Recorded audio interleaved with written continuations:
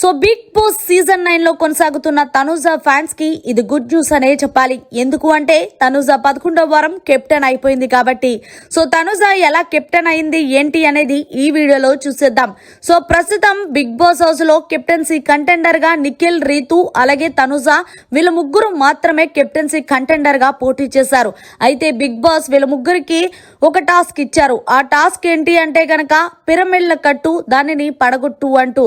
ఈ కిందలో భాగంగా ఎవరైతే తక్కువ సమయంలో పిరమిడ్ కొట్టి దాన్ని పగల కొడతారో వాళ్ళే ఈ టాస్క్ లో విజేతలుగా నిలుస్తారంటూ చెప్పడంతో తనుజ్ అయితే గనక ఎలాగైనా కెప్టెన్ అవ్వాలనే తపనతో సో ఫస్ట్ గా పిరమిడ్లు కట్టి మళ్ళీ దాన్ని పడగొట్టిందనే చెప్పాలి. సో తీరా చూస్తే ఇంకేముంది, తనుజ్ అనుకున్నట్టు అలాగే ఆడియన్స్ అనుకున్నట్టు మొత్తానికి 11వ వారం కెప్టెన్ అయిపోయిందనే చెప్పాలి. పాపం తనుజ ఇప్పుడే కాదు కెప్టెన్ అవ్వాల్సింది 3 వారాల క్రితం. ఎందుకు అంటే ఆమె చివరి వరకు కెప్టెన్సీ కంటెండర్ గా పోటీ చేయడం, చివర్లో హౌస్ మేట్స్ చేతలో పెట్టడం బిగ్ బాస్, తీరా చూస్తే ఆమెని కెప్టెన్సీ నుంచి తీసేయడం ఇదే అయిపోయింది.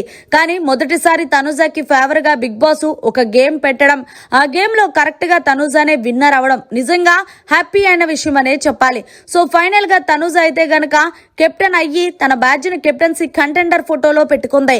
మరి మొత్తానికి తనుజ ఒక పరంగా అయితే కెప్టెన్ అయ్యింది, ఇంకొక పరంగా విన్నర్ అంటే కప్పు తీసుకోవడానికి ఛాన్స్ మాత్రమే ఉంది.